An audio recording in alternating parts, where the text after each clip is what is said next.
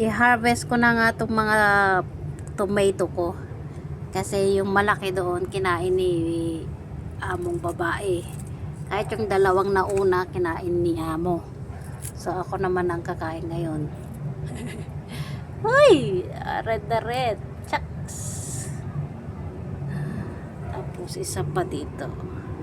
Sausaw natin sa galunggong na ulam namin ngayon. Hoy! Pag may tinanim, may aanihin. So, meron pa dyan, oh. Yan. Tapos, meron pa doon.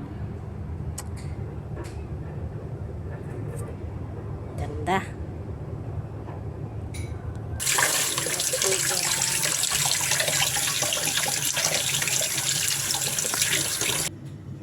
Satiin natin. Sarap.